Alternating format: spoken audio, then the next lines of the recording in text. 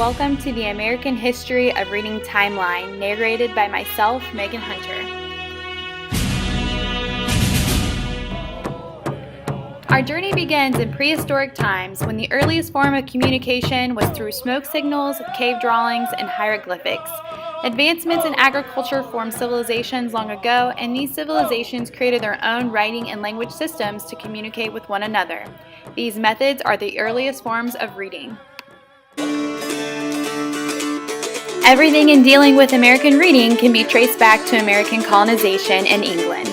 During this time, all life revolved around religion. It was incredibly important to be literate for Protestantism because you were responsible for your own salvation. To be saved, you must be able to read the word of the Bible. Being able to read was so important that the New England colonies made it a rule that if 50 householders reside in a settlement, there must be a school. Literacy materials at this time included hornbooks, primers, and spellers. Students were taught their letters, words, and then progressed into reading the Bible, where comprehension was assessed. It was also expected for religious material to be memorized.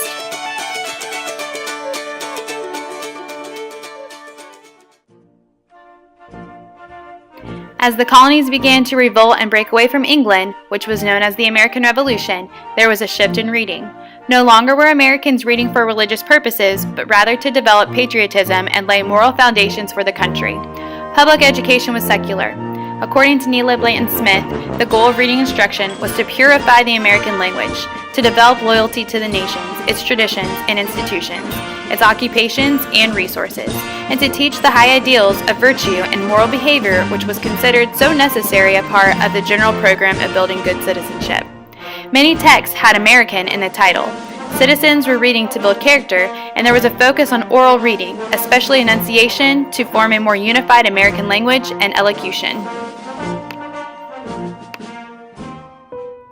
The shift to reading for intelligence is hard to discern. It was a slow evolution. People began to realize we need more than just patriotism and good morals to be successful, we need intelligence. Horace Mann was an important figure, and public education introduced the Prussian teaching style to American schools.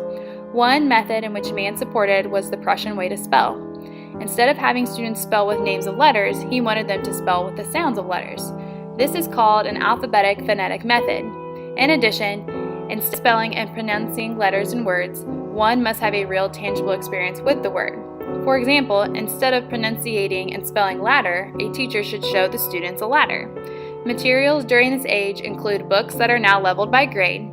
There is a decrease in patriotic and moralistic text, but an increase in informational subjects and books with more pictures.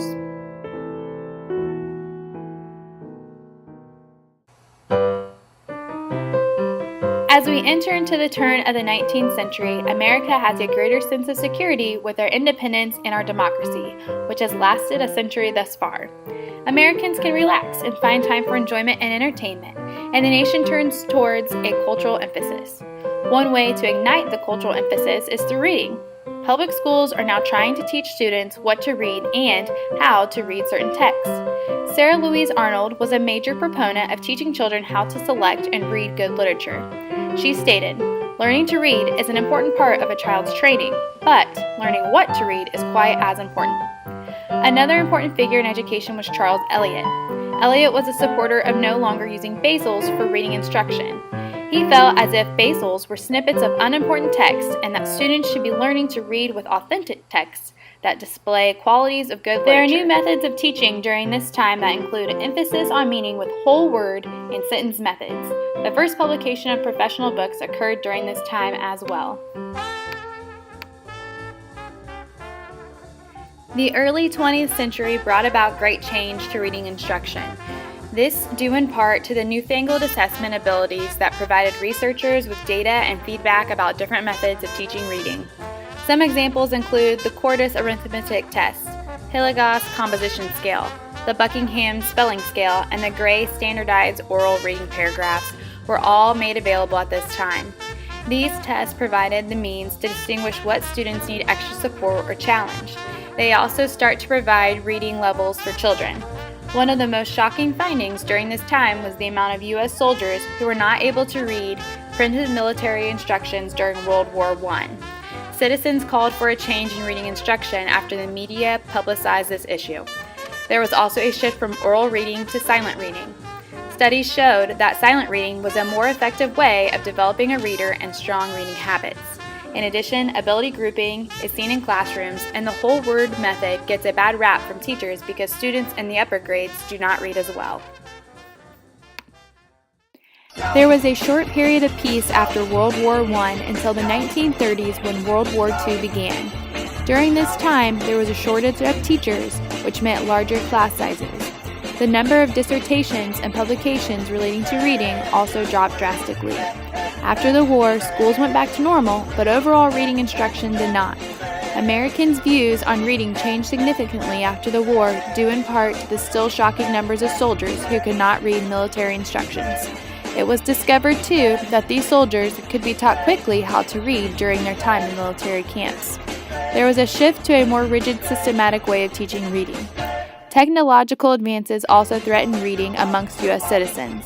The radio was introduced at this time, and instead of reading newspapers or books to receive information, Americans were sitting by their radio at night, listening to radio shows and news reports. In addition, comics and movies were becoming ever popular. These forms of media proved to be reading's first obstacle to overcome. During this time, more and more teaching manuals were being produced. Children's trade books are changing, however. Authors take to a standard form of paragraphing where the first line is indented because the eyes perceive the text better based on reading studies. Pictures are not just limited to being on one page above the text. They are now spanning 2 pages. Finally, the role of a reading specialist is being implemented and growing in schools. In the last 50 years, reading has made significant growth and changes in our society. It was realized that reading was the gateway to all other subjects, and without literate citizens, democracy as we knew it was at risk. Being informed was important to selecting leadership and being aware of what was happening across the country. One catalyst to the change in reading instruction was actually a historic event, the launch of the Russian spacecraft Sputnik. Americans realized that another country surpassed the United States when it came to technology, which was shocking for the nation to take. Since we had international competition, when it came to education, we wanted to take action. We wanted children to be smarter faster. Reading instruction came under attack by laymen because they felt that schools were not rising to their expectations. There were positives, however, that came from the change in reading. First, educators examined their present methods more carefully to discern if they were really effective. Criticism stimulated the interest of parents and other laymen in reading instruction. There were more opportunities for educators to explain the research psychology and philosophy behind their present methods. In general, criticism caused reading to move forward. Several materials and methods were implemented during this time. In the 1960s and 1970s, there was a focus on phonics instruction. As the years progressed into the 1980s and 90s, we reverted back to whole language learning with a literature-based curriculum. Today, teachers strive for a balanced approach to literacy with a mix of authentic text and basals. Over the years, greater educational attention was given by the government. It became a realization that if we want to improve people's socioeconomic lives and our country, the answer was, and still is, education.